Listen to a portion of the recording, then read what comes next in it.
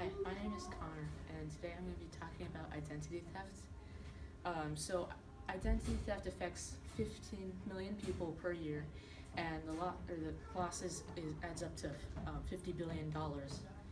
And another thing you might find surprising is that someone will fall victim to identity theft every 2 seconds. And another thing is that um, kids can be victims of identity theft when they're or before they turn 18. So it can be a real problem because when they turn 18, they open a bank account and it takes a while for them to find out. So what is considered identity theft though?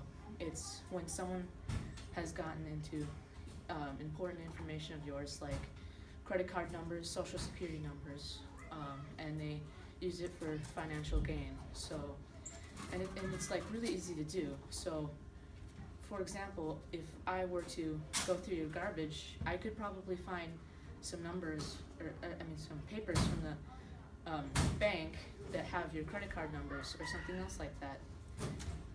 And that may sound gross, but it's what some people do.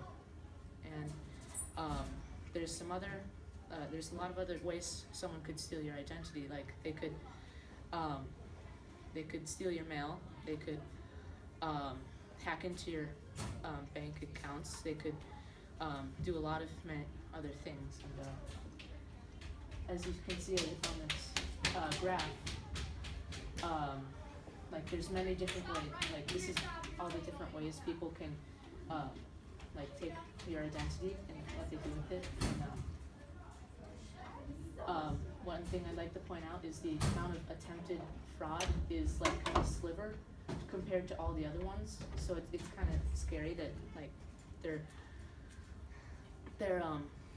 it's like they're succeeding at stealing your identity. So what can you do to protect your identity or prevent it?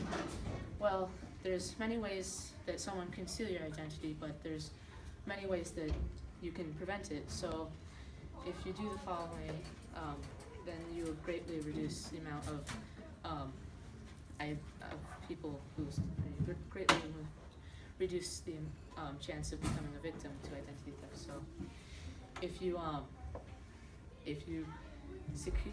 make sure or constantly like check your credit card accounts and like make sure that no one's there's no transactions that are going on that you don't know about, and like watch out for people called shoulder surfers, and that's when they look over your shoulder when you're in a public place as you're filing out or you're writing down passwords and other things, or signing into accounts. And also shred your bank documents and stuff, all that stuff, because people will get into your garbage and use that stuff. And I think that's it. So I have an idea that would probably help, and that would be schools take 1 or 2 days to just teach kids about identity theft, like what it is and how to prevent it, and like to just stay away from that stuff. And it would just surely decrease the amount of people who fall victim to identity theft. So yeah. What can they do if they steal your info though? That's well, it says here like they basically control everything you have money wise. So they can open bank accounts, get car loans, obtain credit cards, drain your bank accounts, use your debit cards. Just it's horrible, and like whatever they do, it's probably not going to be good. So what do you do if you become a victim of identity, or if you are a victim of identity theft? Well, if you do the following, just do the following. So if you put credit card fraud alert on all your credit card accounts, and if you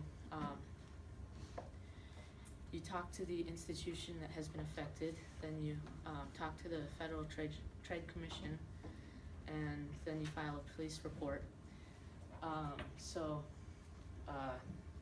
that should hopefully reduce the amount of money that's taken from you and reduce the amount of just damage done to you. So if you do all that, you should be good.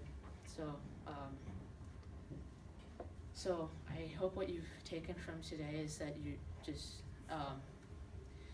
that you should always like just look out for people who might take your identity and everything, and tell other people about this, because this is a serious problem.